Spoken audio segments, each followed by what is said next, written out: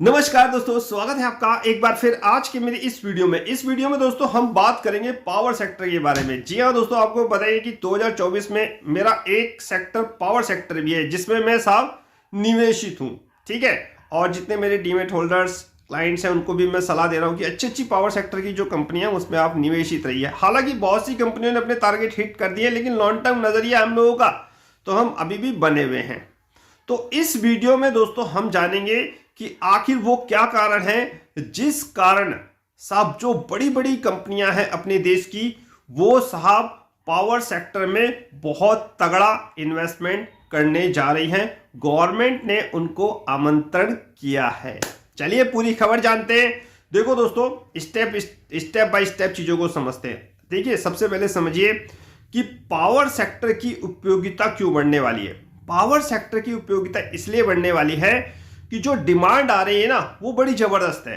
पिछले साल का अगर डाटा देखोगे 7.5% की दर से बिजली का जो उपभोग है वो यूज हुआ, यानी कि बिजली का कंजम्पशन हुआ है 7.5% की दर से 1354 बिलियन यूनिट खपत हो गई है साहब।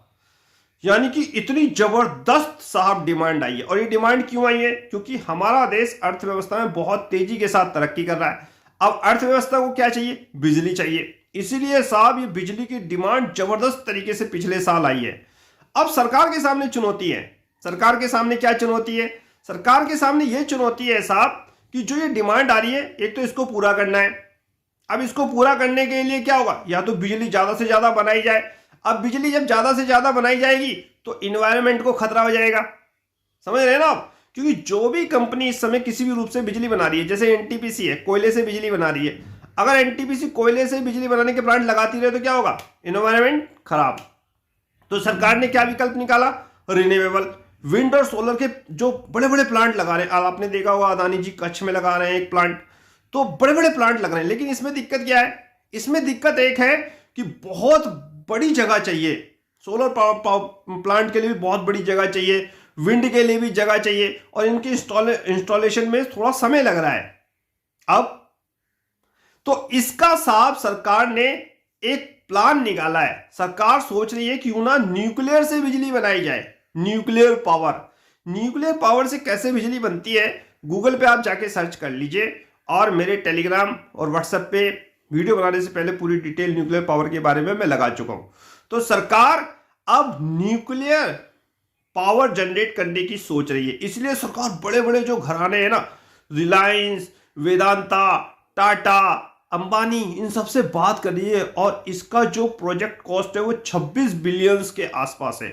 यानी कि 44,000 करोड़ का इन्वेस्टमेंट सरकार कह रही है कि भैया लाओ, कुछ हम भी मदद करेंगे, लेकिन आप न्यूक्लियर पावर का प्लांट लगाओ। न्यूक्लियर पावर प्लांट, तो ये एक बहुत ही दोस्तों बड़ा कदम है सरकार का। 44,000 करोड़ की रकम थोड़ी नहीं होती। 26 बिलियन।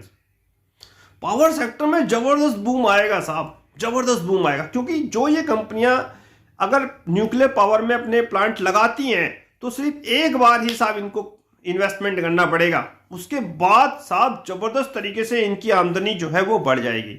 यही हाल रिन्यूएबल में भी एक बार इन्वेस्टमेंट है। न्यूक्लियर पावर में बहुत थोड़ी सी जगह में आप बहुत ज्यादा बिजली उत्पादित कर सकते हो। परमाणु बिजली संयंत्र जिसे बोलते हैं। तो बहुत बड़ी दोस्तों ये खबर है। पूरी खबर मेरे व्हाट्सएप और टेलीग्राम चैनल पे लग चुकी है। अगर सरकार इन बड़े बड़े घरानों को न्यूक्लियर पावर प्लांट लगाने की अनुमति प्रदान करती है तो ये गेम चेंजर हो सकता है। तो इसीलिए पावर सेक्टर को अपने पोर्टफोलियो का हिस्सा बनाइए। अगर पावर सेक्टर की कंपनियों में किसी भी कारणवश गिरावट होती है या बाजार के सेंटीमेंट चुनाव के कारण थोड़े से वीक पड़ते हैं तो आप इन पे नजर बना के रखिए।